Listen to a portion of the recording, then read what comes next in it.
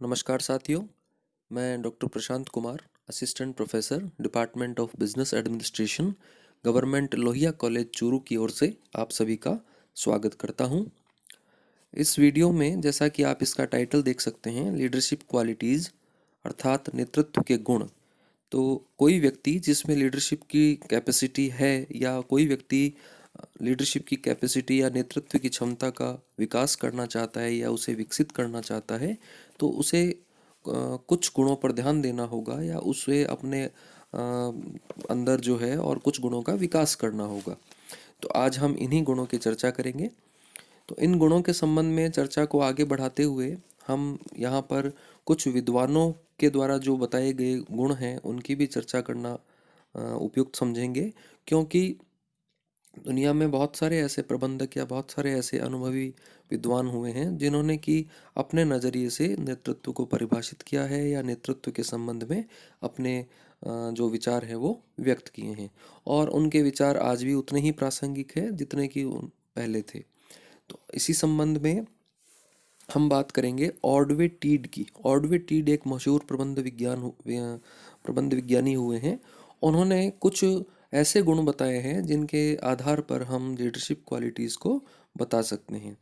तो सबसे पहला जो गुण है उनके द्वारा बताया हुआ वह यह है कि एक नेतृत्व रखने वाले व्यक्ति में या एक नेता में शारीरिक और जो स्नायुविक शक्ति होती है, जिसको हम फिजिकल एंड नर्वस एनर्जी कहते हैं, वो होनी चाहिए। अर्थात हम ये यदि कहें कि एक सफल नेता बनने के लिए उत्तम शारीरिक गुण होने चाहिए, तभी वह अपने अनुयायियों या अपने जो अधीनस्थ हैं उनको प्रभावित कर सकता है। शारीरिक गुणों की जहाँ तक बात आती है तो उसमें बहुत सारी बातें हम समाहित कर सकते हैं। फिजिकल और फिजियोलॉजिकल क्वालिटीज़ जिन्हें हम शारीरिक गुण कहते हैं, उनमें हम साउंड हेल्थ को सबसे पहले स्थान पर रखते हैं।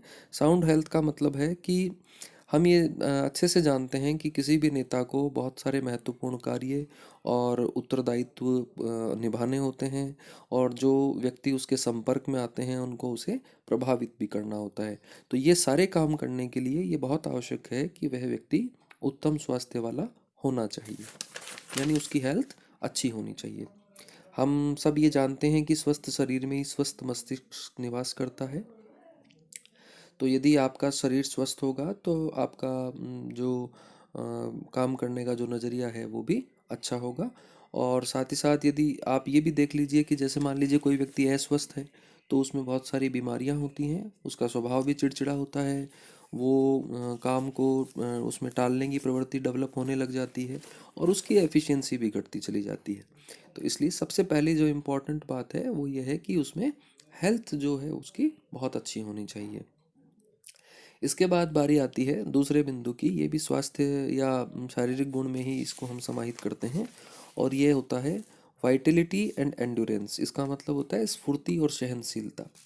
स्फूर्ति का क्या मतलब है? स्फूर्ति का मतलब है चैतन्यता अथवा सजगता। तो वाइटलिटी या स्फूर्ति होनी चाहिए, व्यक्ति में चैतन्यता होनी चाहिए, उसमें सजगता होनी चाहिए। और सहनशीलता का मतलब है कि जब कभी समस्याएं जीवन में आए तो उस समय हम धैर्य से काम लें। ये बहुत इंपॉर्टेंट फैक्टर है। ऐसा तो है नहीं कि हमारे जीवन में समस्याएं आएंगी नहीं। समस्याएं आएंगी, बाधाएं आएंगी, प्रतिकूलताएं आएंगी, लेकिन उस समय यदि हमारे अंदर एक गुण जिसे हम एंड्योरेंस कहते हैं, यानी कि धीरज, या जिसको हम कहते हैं कि भाई धैर्य से काम लेने का जो गुण है, वो यदि होता है तो हम उन समस्याओं का अच्छे से सामना कर सकते हैं। और यदि हम ये कहें कि यदि ये दोनों गुण है किसी नेता में, यानी कि वो जागरूक है, चैतन्य है, और साथ ही सजग भी है, और उसमें धैर्य है, तो संकट की स्थिति में भी वो व्यक्ति हिम्मत नहीं हारता है और निरंतर प्रयास करता रहता है। तो ये जो दो गुण हैं शारीरिक गुणों में, इनको हम समाहित करते हैं, ये उसमें होने चाहिए। इसके बाद बारी आती है निर्देशन की भावना। ये भी एक ऐसा गुण है जिसके माध्यम से वह अपनी जो नेतृत्व क्षमता है उसका विकास कर सकता है। Sense of purpose and direction इसको हम कह सकते हैं। निर्देशन की भावना उसमें होनी चाहिए। उसमें ये सेंस होना चाहिए कि कैसे हमें निर्देश देने हैं और निर्देशन को किस प्रकार से हमें इफ़ेक्टिव बनाना है। इसके बाद बारी आती है अगले गुण की, और अगला गुण है निर्णय लेने की क्षमता। एक नेता में या एक प्रबंधक में या कोई एक व्यक्ति जो नेतृत्व क्षमता का विकास करना चाहता है, उसमें निर्णय लेने की क्षमता होनी बहुत आवश्यक है। और निर्णय लेने की क्षमता भी विवेक आधारित होनी चाहिए, यानी कि जो उसके डिसीजंस हैं वो रेशनल होने चाहिए। एक निश्चित परिस्थिति में हम ये जानते हैं कि कुछ जो चीज़ें हैं वो तो सामान्य होती हैं और कुछ चीज़ें बहुत ज़्यादा परिवर्तनशील होती हैं। तो ऐसी स्थिति में हमें कब कोई निर्णय किस प्रकार से लेना है, या निर्णय हम जो लेते हैं उसको किस प्रकार से हमें प्रभावी बनाना है, ये सब जो क्षमता है या ये जो कैपेसिटी है वो भी एक लीडर में होनी चाहिए। किस परिस्थिति में क्या काम करना है और शीघ्रता से करना है, उपयुक्तता से करना है, ये निर्णय करने की योग्यता भी एक नेता में या एक नेतृत्व करने वाले व्यक्ति में होनी चाहिए। इसके बाद बारी आती है मानसिक क्षमता की। एक सफल नेता में या एक सफल प्रबंधक में मानसिक क्षमता का होना भी आवश्यक है। मेंटल कैपेसिटी का मतलब ये होता है कि वो जो व्यक्ति है उसमें एक तो द्वेष नहीं होना चाहिए, यानी कि द्वेष रहित उसकी सोच होनी चाहिए, और नवाचार को अपनाने वाला होना चाहिए, यानी उसकी जो विचारधारा है वो नवीनता से परिपूर्ण होनी चाहिए। और साथ ही साथ यदि कोई दूसरा व्यक्ति या कोई अन्य व्यक्ति यदि उसे कोई राय देता है, कोई सुझाव देता है, कोई सलाह देता है, तो उसमें उसे स्वीकार करने की क्षमता भी होनी चाहिए। यदि उसे उपयुक्त लगता है तो उसे स्वीकार करने की क्षमता भी होनी चाहिए। इसके बाद अगला बिंदु है गुणग्राह्यता, यानी कि रिसेप्टिवनेस। गुणग्राह्यता का मतलब होता है कि नए जो ज्ञान हैं और नए जो विचार हैं उनको प्राप्त करना और साथ में उनको काम में लेने की इच्छा शक्ति होना। ये आप और हमें ये मानकर चलना चाहिए कि सारे गुण एक व्यक्ति में या हमारे में या आप में नहीं हो सकते, लेकिन यदि हमारा दिमाग हम ओपन रखते हैं, यानी हम ओपन माइंडेड होते हैं, तो हम दूसरों से निरंतर सीखने का प्रयास करते हैं और गुणों को अपनाने का प्रयास करते हैं। यदि किसी दूसरे व्यक्ति में हमें कोई गुण नज़र आता है तो हमें वो अपनाने का प्रयास भी करना चाहिए। इसके लिए भी हमें और खुले मस्तिष्क का होना चाहिए। और इसके बाद में अगला जो बिंदु है वह है समस्याओं का समाधान करने के लिए वैज्ञानिक दृष्टिकोण अपनाना। एक सफल नेता में ये गुण बहुत महत्वपूर्ण है। एक सफल नेता के लिए जो समस्याएं हैं उनके समाधान के लिए उसका जो दृष्टिकोण है वो बिल्कुल साइंटिफिक होना चाहिए। तो हम ये कहें कि साइंटिफिक अप्रोच होनी चाहिए जब भी समस्याएं आए, और संतुलित मस्तिष्क होना चाहिए, ताकि वो उन समस्याओं के की जड़ में जा करके या उस समस्या के कारणों को समझ करके और उसका समाधान और जो है वो निकाल सके। इसके बाद बारी आती है कुछ मनोवैज्ञानिक गुणों की। मनोवैज्ञानिक गुणों का मतलब ये है, इनको हम साइकोलॉजिकल क्वालिटीज़ कहते हैं। अर्थात एक जो कुशल नेता है उसमें कुछ मनोवैज्ञानिक गुण भी होने चाहिए, जिससे कि वो अपने अनुयायियों को या अपने साथ काम करने वाले लोगों को या अधीनस्थों को या जिनको वो प्रभावित करने की स्थिति में है उनके साथ काम करते हुए अपने नेतृत्व को कायम रख सकता है, उसे विकसित कर सकता है। तो मनोवैज्ञानिक गुणों की जहाँ बात आती है वहाँ हम सबसे पहले बात करेंगे पर्सनल मैग्नेटिज्म की। मैग्नेट यानी चुंबक, जिसे आप जानते हैं। तो एक चुंबकीय आकर्षण जिसको हम कहते हैं, एक व्यक्तिगत आकर्षण की जो शक्ति है वो बहुत महत्वपूर्ण शक्ति होती है। हर एक नेतृत्व करने वाले व्यक्ति में एक व्यक्तिगत आकर्षण शक्ति होनी चाहिए। यह वह शक्ति होती है जिससे कि वह स्वतः ही दूसरे व्यक्तियों के विश्वास और आदर को प्राप्त करता है।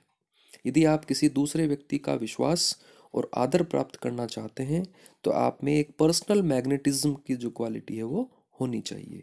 यह गुण क्या होता है इसको समझेंगे।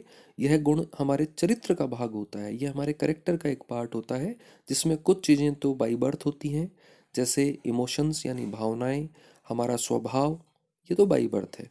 और कुछ हम एक्वायर्ड कर सकते हैं यानी सीख सकते हैं, जैसे अच्छा शिष्टाचार, अच्छा आचरण, अच्छी अपनी जो हमारी बोली या बोलचाल है वो सब चीज़ें हम सुधार सकते हैं, उनमें निपुणता ला सकते हैं।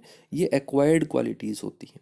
तो यदि हम दूसरे लोगों की भावनाओं के आधार पर या उनके इमोशंस को हम यदि सम्मान देते हैं, हम और हमारा जो नेचर है वो यदि पॉजिटिव है, अच्छा व्यवहार है हमारा, हम लोगों के साथ शिष्टाचार से हम पेश आते हैं, हमारा आचरण अच्छा है, तो ये एक चुंबकीय आकर्षण शक्ति है जिसके आधार पर हम दूसरे लोगों का भरोसा या जो उनका रेस्पेक्ट है वो अर्जित कर सकते हैं, और ये चीज़ बहुत महत्वपूर्ण होती है।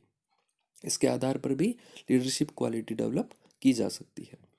इसके बाद मनोवैज्ञानिक जो गुण हैं उन्हीं में ही हम एक और बिंदु है, यह है उत्साह, साहस और लगन। इसको हमने एक साथ लिया है। एंथुसियाज्म यानी उत्साह, साहस का मतलब होता है करेज, और लगन का मतलब है डिवोशन। ये तीनों चीज़ें बहुत इंपॉर्टेंट हैं। नेता में उत्साह होना चाहिए, यानी कि जब उस समस्याएं आएँ या कोई चुनौतियां आएँ या कोई बाधाएं आएँ तो उसका उत्साह जो है वो कम नहीं होना चाहिए। नेता में उत्साह होना चाहिए, उन समस्याओं के समाधान के लिए साहस होना चाहिए यानी करेज होना चाहिए, और साथ ही साथ उसमें लगन होनी चाहिए यानी डिवोशन होना चाहिए, समर्पण होना चाहिए। इसी के साथ साथ एक मनोवैज्ञानिक गुण जिसे हम कहते हैं चातुर्य यानी कि टैक्ट, ये बहुत इंपॉर्टेंट फैक्टर है। नेता में या नेतृत्व करने वाले व्यक्ति में एक चैतन्यशील मानसिक ऊर्जा जिसे हम कहते हैं टैक्ट, वो होनी बहुत आवश्यक होती है, जो दूसरों से व्यवहार करते समय कि भाई क्या करना है क्या नहीं करना है, क्या कहना है क्या नहीं कहना है, ये जो कैपेसिटी है ये एक लीडर में बहुत अच्छे से होनी चाहिए। उससे उसका जो करवाने की जो उसकी कला है वो विकसित की जा सकती है। इसको हमें इसको नेगेटिवली नहीं लेना है, क्योंकि कई लोग तो इसके बारे में ये भी कह देते हैं कि भाई इसका मतलब चीटिंग से भी हो सकता है या झूठ बोलने से हो सकता है या कोई चीज़ के बारे में बढ़ा चढ़ा करके कहने से हो सकता है, लेकिन ऐसा नहीं है। बल्कि हमें दूसरे व्यक्तियों से काम करते समय, काम करवाते समय या व्यवहार करते समय हमें टैक्टफुली उनको हैंडल करना है, क्योंकि प्रत्येक व्यक्ति एक जैसी सोच का नहीं होता है। तो हर एक व्यक्ति को समझ करके हमें टैक्टफुली उनसे काम लेना है। ये एक क्वालिटी, साइकोलॉजिकल क्वालिटी है जो कि एक लीडर में होनी चाहिए। इसके बाद हम बात करते हैं कोऑपरेशन की। एक ऐसा गुण, ये भी एक मनोवैज्ञानिक गुण है, कोऑपरेशन यानी सहकारिता। इसका मतलब ये होता है कि एक नेता जब बहुत सारे लोगों के साथ मिलकर काम करता है तो उसमें सहकार की भावना भी होनी चाहिए, तभी वो अपने सभी अनुयायियों को, अधीनस्थों को संतुलित रख सकता है, और उनके साथ उसे समझौता करने या सामंजस्य स्थापित करने या जो अनुकूलन होता है यानी अडेप्शन जो होता है वो क्षमता भी उसमें होनी चाहिए, या नहीं है तो उसे उसको विकसित करना चाहिए। इसी क्रम में हम एक और गुण लेंगे जो कि सोसाइटी से जुड़ा हुआ है, यानी कि जिसे हम सामाजिकता से जुड़ा हुआ गुण कहते हैं, वो होता है सामाजिक चेतना।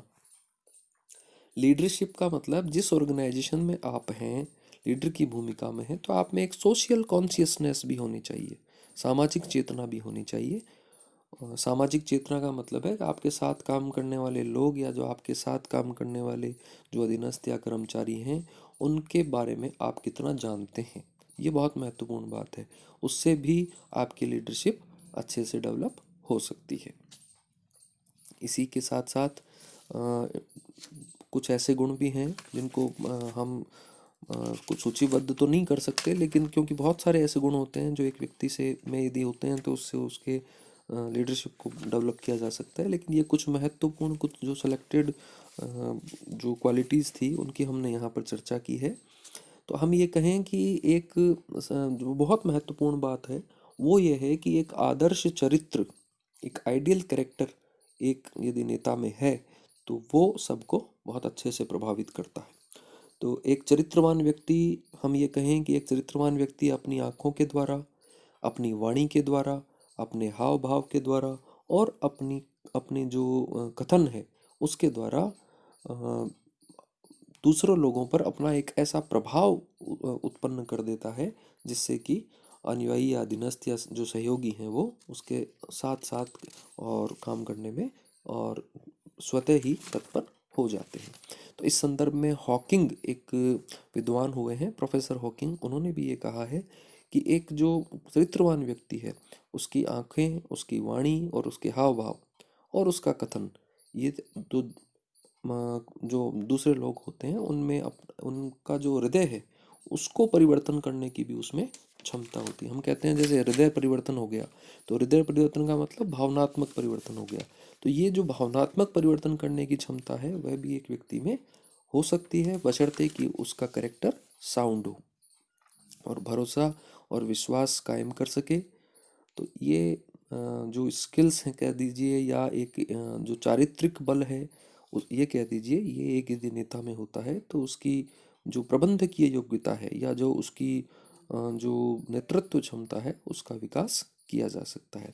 इसके साथ साथ एक बात मैं आपको यहाँ और कहना चाहूँगा कि यदि आप अपने साथ काम करने वाले लोगों के प्रति प्रेम, भरोसा, विश्वास, आदर रखते हैं तो निश्चित रूप से इन चीज़ों का प्रभाव भी सकारात्मक होता है।